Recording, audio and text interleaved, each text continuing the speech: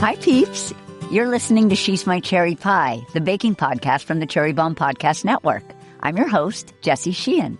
I'm a baker, recipe developer, and author of 4 baking books, including Salty, Cheesy, Herby, Crispy, Snackable Bakes. On each episode, I hang out with the sweetest bakers around and take a deep dive into their signature bakes. Today's guest is Kat Lieu. Kat is a writer, recipe developer, cookbook author, and activist. She's the founder of the Modern Asian Baking blog and of the Subtle Asian Baking community, which celebrates Asian flavors, cultures, and creativity through the art of baking. You probably know Kat from some of her viral recipes, like her mochi cookies, pandan milk bread, and black sesame and white chocolate cookies. But Kat had an entirely different career before she got into baking. She was a doctor of physical therapy for over 13 years and a certified lymphedema therapist. She launched the Subtle Asian Baking community online in 2020 during the pandemic in response to her cravings for the sweets and desserts of her childhood, as well as the uptick in anti-Asian hate. And since then, she has helped raise over $100,000 for Asian American and Pacific Islander Heritage Month causes. Kat decided to leave her medical profession in 2022 to pursue her passion for baking full-time. She also published her first book, Modern Asian Baking at Home, that year. Last year, she was awarded the Tony Tipton Martin Award from the IACP for her food writing. Kat joins me to talk about her incredible journey and also her brand new gorgeous book, 108 Asian Cookies, Not Too Sweet Treats from a Third Culture Kitchen.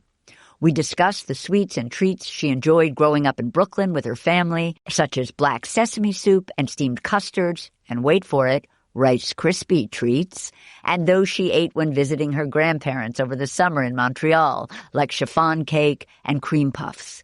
And I loved learning about how these early sweet memories influenced the baker Kat has become. Kat also walks me through the recipe for her crazy rich Billionaire shortbread.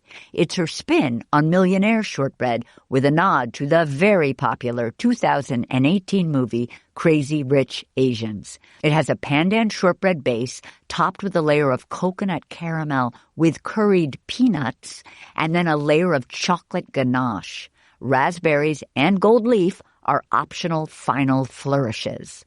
I loved chatting with Kat, so stay tuned for our convo. You can find today's recipe at cherrybomb.substack.com. We're having a short snack break with California Prunes, who helped make this episode possible. I always have a stash of prunes in my pantry because there's so much they can do. I love that prunes can satisfy your sweet tooth while being good for your gut, your heart, and even your bones. They contain dietary fiber and other nutrients to support good gut health, and vitamin K, copper, and antioxidants to support healthy bones. Wellness trends may come and go, but prunes aren't going anywhere. So why not chop up some prunes this weekend to fold into your favorite oatmeal cookie recipe? In mine, I combine them with M&Ms and potato chips for a cookie that has everything you'd ever want. It's chewy, crunchy, salty, sweet. Just talking about them makes me realize I need a cookie right now. Prunes are also a great natural sweetener in baking recipes. If you need any tips on sweetening with prunes, check out all the different ideas and recipes at the California Prunes website at californiaprunes.org. And I've got the inside scoop on a sweet contest our friends at California Prunes are hosting. Share your favorite recipe using California Prunes, whether it's an elaborate bake or a simple snack, for the chance to score hundreds of dollars in gift cards, kitchen gear, and swag. Just post your creation on Instagram or TikTok and tag @CAPrunes and @NoCrumbsLeft to enter. The contest runs from October 27th through November 17th. So get baking, get snacking, and good luck. Peeps, did you hear the news? Jubilee New York 2026 is happening on Saturday, April 25th at the Glass House in Manhattan, and early bird tickets are on sale now. Jubilee is Cherry Bomb's annual conference celebrating women and creatives in the world of food and drink. It'll be a beautiful day of connection and community, plus delicious bites and sips. You'll meet other thoughtful food folks and be inspired by the featured speakers, panelists, and more. I had such a great time at this past year's event, and I know next year's will somehow be bigger and better. Early bird tickets are on sale now through December 31st. If you're an official Bomb Squad member or a paid Substack subscriber, be sure to use your discount code at checkout. You can find it in your inbox or on our Substack website. Head to cherrybomb.com for all the details. I hope to see you there. Let's chat with today's guest. Kat, so excited to have you on She's My Cherry Pie and to talk billionaire bars with you and so much more. Oh my gosh, thank you so much for having me, Jessie. You were born in Canada to a Chinese mother from Hong Kong and a Chinese Vietnamese father from Vietnam, but you were raised in Coney Island in Brooklyn. However, you spent your summers in Montreal with Ama and Yeye, your paternal grandparents. Can you tell us about the cake that you and Ama baked when you were about 4 years old for your 5th birthday? Yes, so Ama was not classically trained, but she grew up in Hanoi, and during French colonization, she actually learned a lot of French baking techniques. So she was the only baker that I knew growing up, and where I had the opportunity to make chiffon cakes and learn how to make mooncakes with her during my summer spent in Montreal. And that was one of the most delicious birthday cakes I've ever had. And I don't think it can ever be repeated because maybe eggs just tasted or smelled better back then when she was whipping up the meringue for the chiffon. Maybe strawberries were more fresh, but she made that cake from scratch. And I was thinking about it for at least a month as a child. You know, you're 4 years old turning 5 and all you could think about was that freshly baked chiffon cake that your grandma's going to make for you for your 5th birthday. So beautiful core memory for me. I know you were almost always with her during your birthday because you visited her in the summer and you have a summer birthday. Did that become your cake or did she switch it up every year? She switched it up and then I think we started to buy more cakes afterwards, like ice cream cakes. But that was the one that really defined my first memories of my birthdays. And I love my birthdays. Ama was really the only baker in your family. And I know she made chiffon cakes, moon cakes. You described her making cream puffs. Is that sort of the profiteroles and then she would fill them with cream? Yes. Oh, was it just like a regular whipped cream? Were there flavored whipped creams? It was a custard one. So she went very, very traditional with her baking of the French goodies. I love. And also durian ice cream? Yeah. So Grandma Ama had a freezer that was huge. And she'd have durian ice cream there year round that she made from scratch. I would say, like, how long ago did you make this? She's like, maybe like 2 years ago. But things don't go bad when you freeze it. Yeah. So it's still very, very good. Very tasty. What kind of flavor should we picture for those that don't know durian?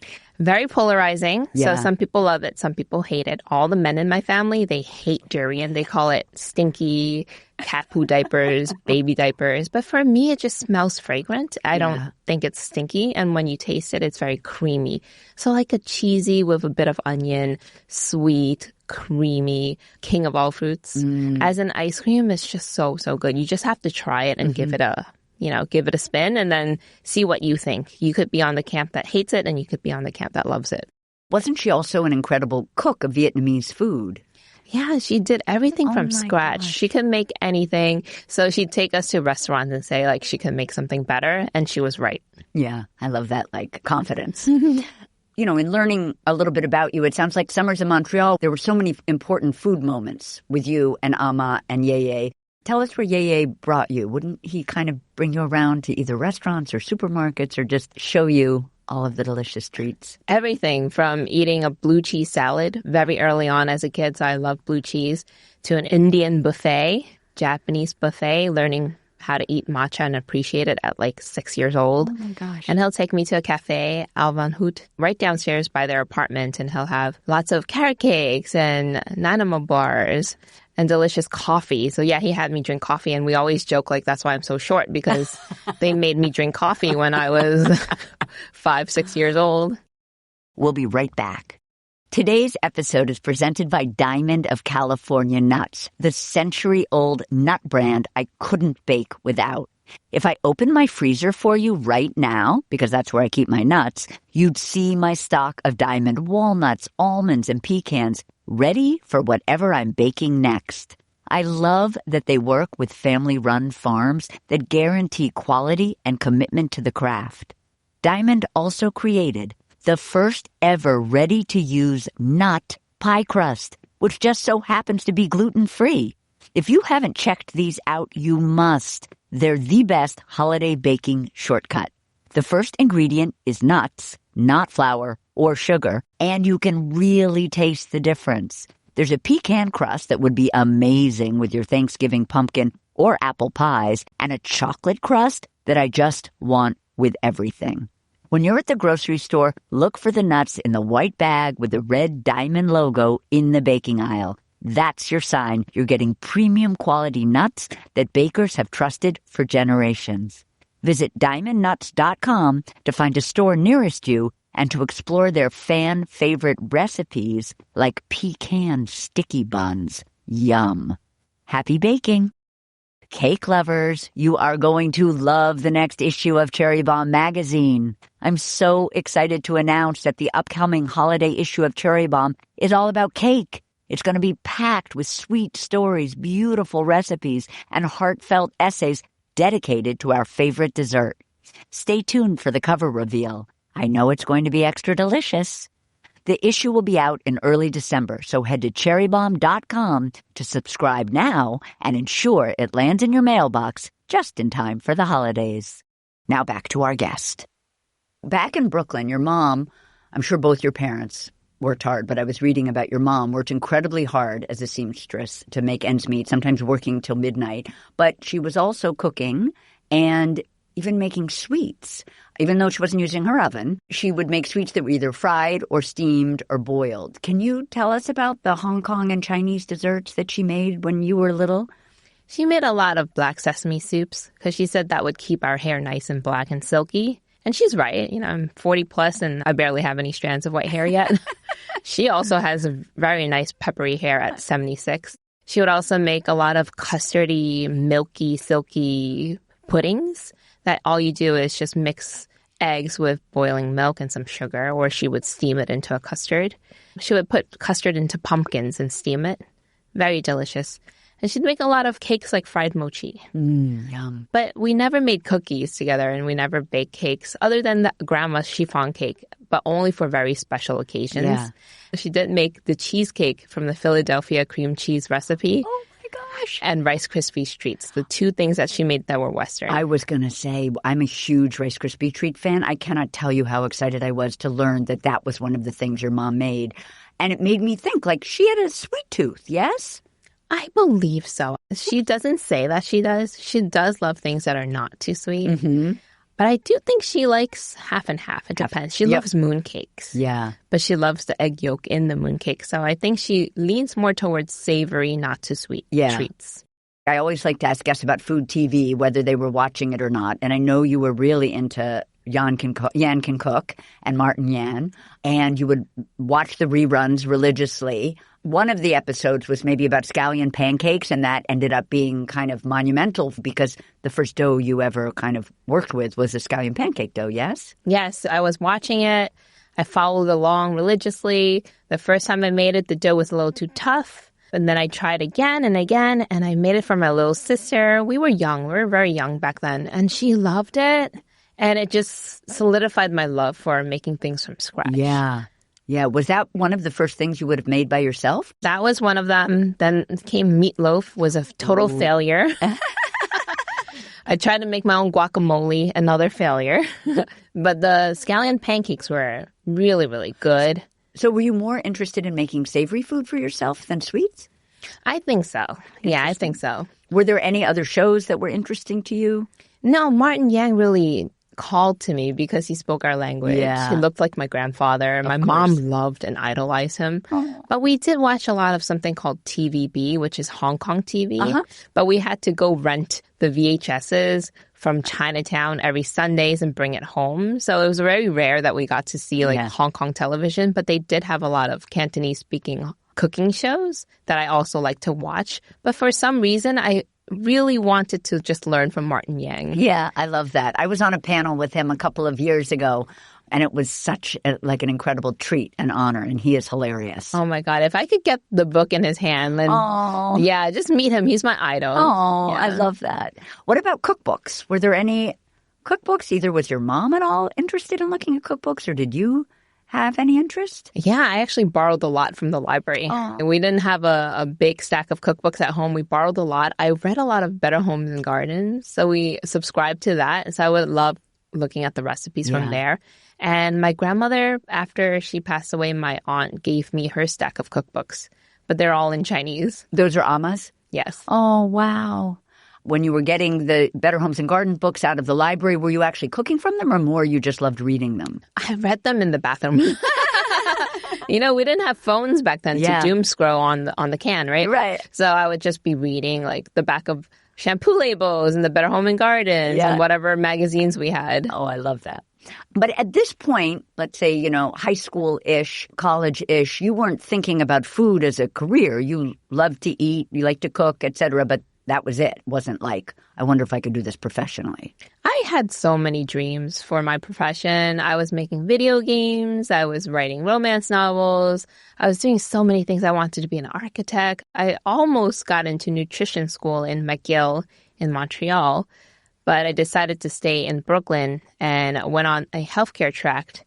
And that was from my parents pushing. I was going to say, you basically say that your parents chose your career of physical therapy after high school for you. They did. Tell me how that worked. It was one, I couldn't stand blood, so I can't become like a nurse to draw blood or become a surgeon. Right? I can't do that. And so my mom says, medyo malay silo, mokin hut ka wantong, which meant become a physical therapist. There's no blood, just exercise. And I'm like, Mom, do I look like I like to exercise? But, I went into Brooklyn Tech and I was in biomed major in the high school. Mm-hmm. And then after that, I went into Brooklyn College and there was this pre-PT track that you could get your PT degree very quickly. And my mom was going through PT for her knee problems. Mm-hmm. And she said, why don't you try volunteering there? You've had foot problems as a child. You went to PT yourself. Check that out, volunteer and see how that goes. So I did that and I kind of liked it because you get to work with people and I love to teach and work with people. And I got my physical therapy degree, 3 of them, very quickly by the age of 23. Went on a fast track, did college through summertime, right? Just ran through all of that. So by the age of 23, I was doctor of physical therapy. Parents were super proud, very, very happy that they finally have another doctor in their family. But was that like a PhD situation? It's a doctorate. That's incredible. Yeah, doctorate, master's, and a Bachelor of Health Science. Incredible. Yeah, they were very proud. But for me, I kept searching. I kept searching and searching. And then it was during the pandemic, you started really craving your mom's desserts and sweets, like her Hong Kong egg tarts and cocktail buns, and subtle Asian baking was sort of born out of those cravings, amongst other things, during the pandemic. Can you tell us about subtle Asian traits, subtle Asian cooking, and subtle Asian baking? So around 2018, a group online on Facebook called Subtle Asian Traits was born, and it was all about memes of Asian diaspora experiences, how your mom would never tell you that she loves you, but she'll feed you fruits and slices of fruits and so forth. Or, your mom would take a slipper to smack you before she would say anything nice to you. And from that, I spun off into a group called Subtle Asian Baking, just because there wasn't a group like that. And my goal was to really promote the love for Asian flavors and Asian ingredients in the form of baking. I thought about savory and sweets, but the sweets part really blew up, especially during COVID, where everyone was making sourdough bread, macarons, and our group just really connected and formed. And we had a lot of followers very quickly. The one thing that I'm super proud of is this group was able to raise a lot of money for charity. So we use our platform for good. So you decided to start Subtle Asian Baking. Like, what does that look like? You just start like a Facebook page? Yeah, anyone can start a Facebook page if you wanted to. Subtle Asian Traits wasn't something that was trademark. You can't trademark the words subtle and Asian. So I just added baking, but I did reach out to Subtle Asian Traits. Do I have your blessing? We became friends and they're like, that's fine. But Subtle Asian Baking just became an entity on its own. That's incredible.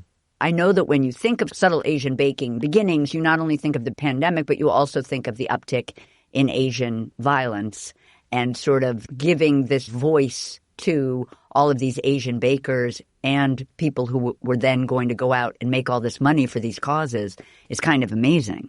Yes, it was right around that time. There was just a lot of anti-Asian sentiments. I believe it came out of COVID coming out of China and Wuhan. And then, of course, the president at that time not helping it and just fueling a lot of racism, myths, and hate against the Asian American and Asian communities. And because of that, we rallied our group to not only love the flavors that represents Asia, but also we need to love the people. Yeah. I assume sort of subtle Asian baking and your role in that and your social media that led to your first cookbook deal. Yes, it was because subtle Asian baking got so big so fast. We were featured also on Eater. People just loved our story that we were raising money and also building the love for Asian baking. Prior to 2020, prior to our group, when you Googled Asian baking, there was nothing online about Asian baking. It just really blew up the love for pandan, matcha, ube, black sesame. And the first cookbook deal, yes, it was from an editor. His name was Jonathan Simkowski, and he sent me a very nondescript email. I thought it was spam. He was like, "Are you working on a book?" And I'm like, "What book? Like children's book, rom-com? Yeah. What do you mean?" Yeah. He's like, "A cookbook, a subtle Asian baking cookbook." I said, "Oh, okay, let's do it." And then that just happened. Book 1, then book 2, and now book 3. Tell us what your mom said when you got your cookbook deal the first time. She thought I was paying. She still thinks that I pay for everything. So if she hears this, she'll say, "How much did you pay Jessie?" When I go on like anything, she's like, "How much did you pay? How much did you pay for the book to be printed?" Yeah. I guess it just never resonated with her that people would value my voice and actually pay me instead of me having to pay to get my voice amplified. It just never clicked with her. Is she disappointed that you're not still doing physical therapy? I think she's become my biggest fan. The first year, yes, because, it was so hard to become a physical therapist. It took like almost half a year to get that board exam in, and then you're schooling. To throw that all away just seems like a waste. I don't feel it is a waste because I learned so much as a physical therapist. I don't think I could write a cookbook the way I do without having been so good with my bedside manners and teaching like thousands and thousands of people physical therapy and lymphedema care. So tell us tell us about being on the TEDx stage. It was incredible. Aww. It was having that spotlight on you, having like 400 people just like clap and laugh, not at you, but with you, and being able to talk about racism so openly and talking about dispelling the myths against MSG, and then telling everyone about this framework that I created from the acronyms MSG. It was so empowering. What's the framework? The MSG framework. It's make it yours, say it louder, go all in. Oh. It was a 16-minute speech that I memorized. Wow. And afterward, someone came up to me, and she is viral on TED Talk herself, millions of views. And she said that was the best talk ever. And it just felt so validating. Oh, Kat, that's amazing. Yeah, from someone who didn't speak English to being able to speak to so many people so powerfully, it was just such a full circle moment for me. Incredible. I know we were talking before we began recording a little bit about like a move that you're feeling professionally right now about moving sort of away from content creation and into food writing. Can you tell us about that? Being a writer has always been my dream. I've always wanted to write books, always wanted to write novels. If we get a 4th cookbook deal, amazing. But if it doesn't happen, you have to sustain your living certain ways. And I've been able to do that being a food writer. So I write for Tasting Tables, Simply Recipes, sometimes All Recipes, Parade.com, and very recently Eater. So I'm very appreciative of that. And when I sit down and write, it just feels like such a beautiful creative outlet that I love. Mm-hmm. All right, now we get to talk about the new book. Yay. So it's called 108 Asian Cookies, Not Too Sweet Treats from a Third Culture Kitchen. So I have a couple of queries. First, tell me about putting not too sweet in the title. It's funny, you said that earlier when you were talking about your mom, but tell me about putting that in the title. I thought about that being the title itself, but someone else already came out with a book called Not Too Sweet. Not Too Sweet is in Cantonese, my whole team. So if you give my mom a cake or a cookie, she will never tell you that it tastes good. She'll say, hai ho team. Not too sweet. So interesting. And then that means she likes it. Yeah. I think it's because in Asian cultures, a lot of our sweets are very balanced. And we actually eat sweets throughout the day versus just for dessert. So for breakfast, you can have a cake. For lunch or tea time, you can have a little snack. Because of that, we don't frost cupcakes with a lot of sweet frosting. We use less sugar.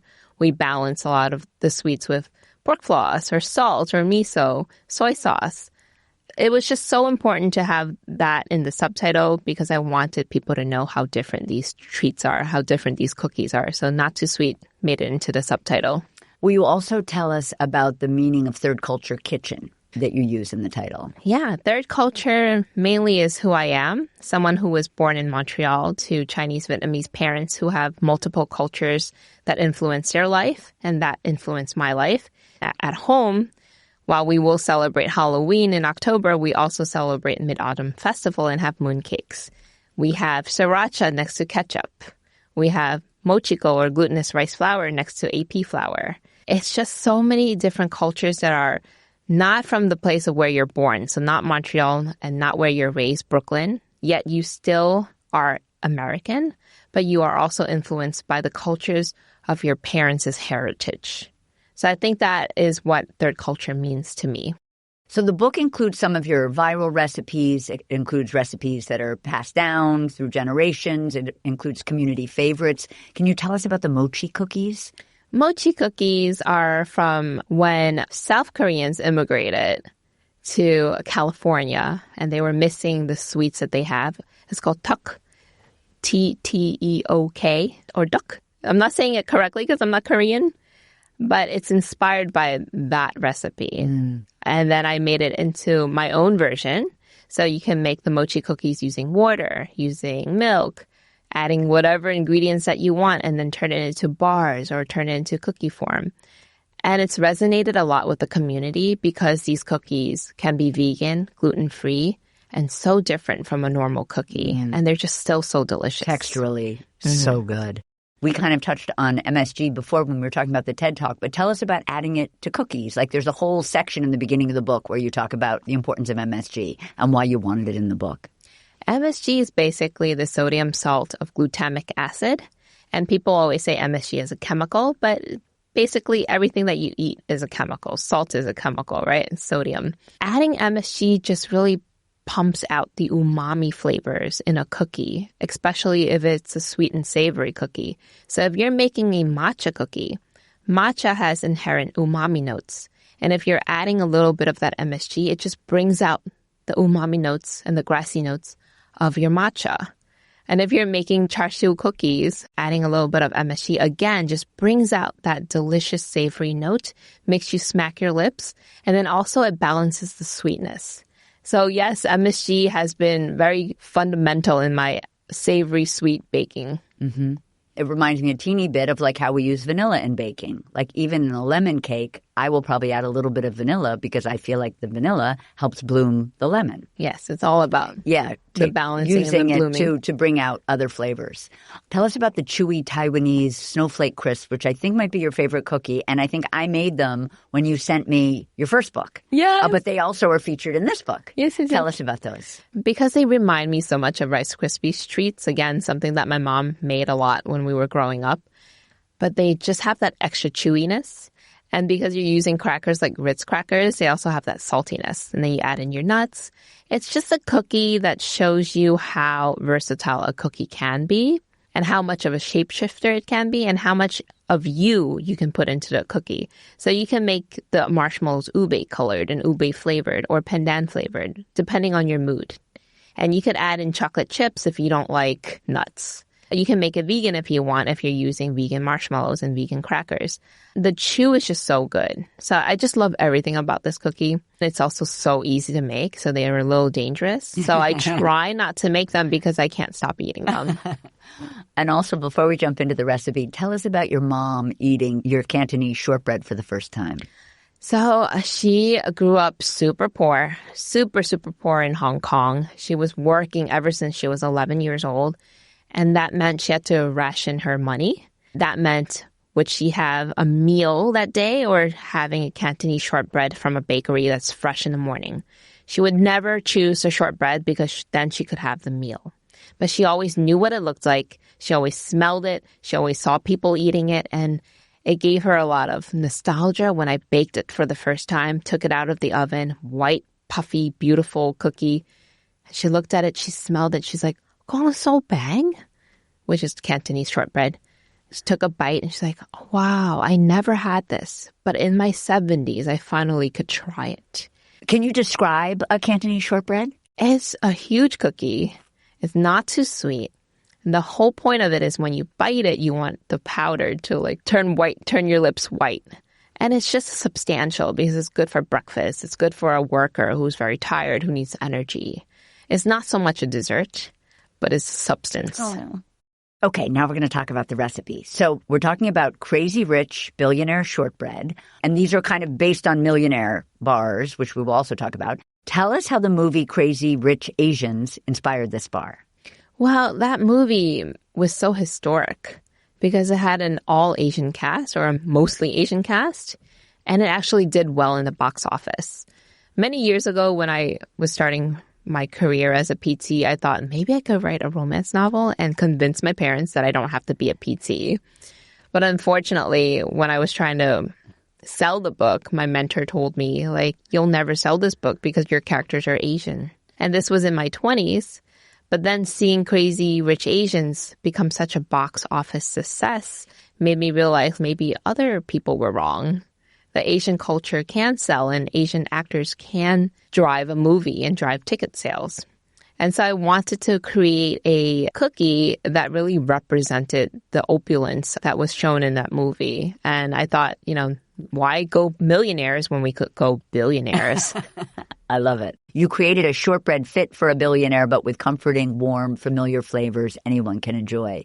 It's a play on a traditional Millionaire's bar, which is shortbread base, then kind of a chewy caramel, and then chocolate. But yours has this incredible jade green, buttery pandan shortbread, which forms the base. Can you remind us what pandan is? Pandan is a leaf. So you find it in Southeast Asia, and it has notes of vanilla and young coconut. And when you blend it and make it into an extract, it'll turn your goodies green. So we have that shortbread. Then we're topping it with a layer of decadent coconut caramel that's studded with curried peanuts, and then followed by a chocolate ganache, then some raspberries, and flecks of edible gold foil if we're feeling billionaire-ish. So first things first, we're going to make the curried peanuts. So we're going to heat up a wok or a frying pan over medium-high heat. Is there a brand or type of wok or frying pan that you like to use? I'm blanking out on the name of it, but it was the wok that Kenchi Lopez recommends. Oh, yes. I love. And which do you use? Are you always using a wok when you're making them? Yes, that's the wok, but I forgot the name of it. Yeah. And if we're using a frying pan, like a cast iron or just any frying pan? Yeah, any frying pan would work. Once the wok or pan is hot enough and is starting to release a little bit of smoke, we're going to add a neutral oil.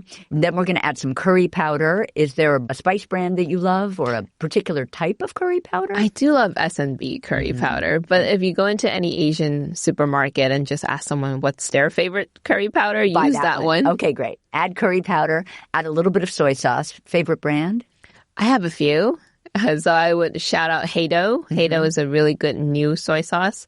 I also love one that I can't pronounce because it's all in Japanese. Oh. So I think it's Arimitsaki or something. I'm butchering it. Then we're going to add some light brown sugar and some MSG. Where would we buy MSG? I would say any Asian supermarket and go with like the brand that you know. So I know Ajinomoto. Yep. You call for a dash. I don't usually talk about measurements, but is a dash like a pinch? I would say go with your eyeball with dashes. Yeah. But with MSG, you always want to use at least a 4th teaspoon. Okay. And we're going to stir all of those ingredients together. What tool are we stirring? We're forming a paste. Are we using a spatula? Use a spatula. Yeah, a wooden spoon would work too. Okay. And then once that's aromatic, after about 2 minutes, we're going to toss in some skinless shelled peanuts. Chop them or whole peanuts or... It depends on your taste. Yeah. I always like whole peanuts. Yeah, I know. And they visually... Or halved, yeah. Yeah, visually they're really pretty. Then we're going to cook the peanuts in this paste, stirring to coat with the paste until toasty, fragrant, and releasing oil for a few minutes. And then we'll remove from the heat and set aside to cool. I love this tip. If you're going to be kind of crunched for time when you're making these, you can make the peanuts a day ahead of time, or you can skip them altogether. Yeah. And maybe if you have a peanut allergy, you skip them altogether. Now we're going to adjust the rack to the middle position in our oven and preheat it to 350. I love this tip. This is how we're going to line the pan. We're going to crumple up a piece of parchment paper, then uncrumple our piece of parchment paper and use that to line a 9 by 13 inch baking dish with an overhang. So a couple of questions. The overhang is on the long sides of the pan. Mm-hmm. Yeah. And no greasing. There's nothing, we're not using anything to stick the paper down into the pan. No, when you crumple it and uncrumple and then you just press it in, it'll just stick. And we're going to smooth and press down the parchment paper with our hands. Now we're going to make the shortbread crust. We're going to use our stand mixer fitted with a paddle attachment, or we can use a mixing bowl with a hand mixer fitted with either the whisk or the beaters. And we're going to cream some cubed room temp unsalted butter, some light brown sugar, and some red miso. Then we're going to add the egg and the pandan extract with color. Sometimes can you buy the extract without color? Yes. I have a friend named Jame, and she makes Halo Pantry colorless pandan extract. Ah, okay. Good to know. And is there a brand of pandan extract? I usually use Butterfly. Okay. And where do we find it? Again, any Asian supermarket, Awesome. H-Mart, we will be going. 99 Ranch. And we're going to mix that until it's incorporated, again, on our mixer. We're at a medium speed? Yeah. Okay. Around there. Then we're going to add some all-purpose flour. Do you have a favorite brand? King Arthur Baking. Yep. And some sweetened coconut. What brand of sweetened coconut do you like? It's usually I go to Whole Foods, whatever I find that's organic. So we're going to add some King Arthur flour, some sweetened coconut from Whole Foods, and we're going to mix on low until the shortbread dough just forms. What should we be looking for? Just like it sort of comes together, like cleans the side of the bowl? Yeah, when it's pasty or it balls up into your paddle attachment. Yep. Okay, then we know we're done. We're going to then take the dough, press it with our hands into an even layer in the prepared baking dish, and we'll bake it until golden, about 20 to 25 minutes, and then transfer it to a wire rack to cool. It's funny, there are a lot of steps, but each step is so easy, right? Yes. Yeah. Then we're going to make the caramel filling. So while the shortbread is baking, we're going to combine some sweetened condensed milk, or we can use sweetened condensed coconut milk. Which do you use? I use the regular, but I always like to give vegans a choice. Yep. And sweetened condensed coconut milk is sort of a similar product made by a different company that comes in a can. Yeah, it's very similar to just regular sweetened condensed milk. That's amazing. Same texture. Taste is very coconutty. Yeah. But vegan. I love that. I love coconut. So we're going to add some sweetened condensed milk or sweetened condensed coconut milk. We're going to add some unpacked light brown sugar. And I wondered about that. Why unpacked? Because when it's packed or unpacked just means that you use less of it. Ah, okay. Yeah, and so I just wanted to make sure the volume was correct. I got you. Unpacked, now we know why, light brown sugar, so we're using a little less than a packed cup, some light corn syrup, and some coconut milk. We're going to add some red miso.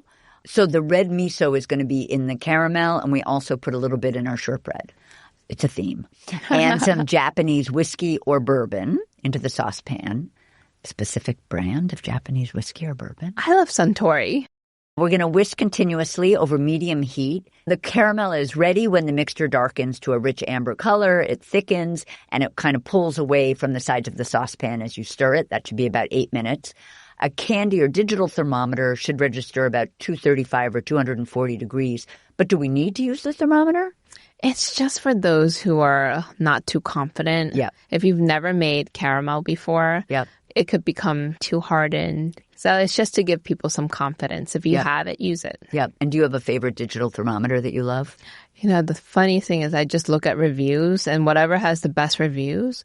I recently just broke one that I used for many years. Yeah. So I just had my husband buy me the next best one. Yep. I do the same thing. I look at the reviews and I'm like, okay, I'll get that one.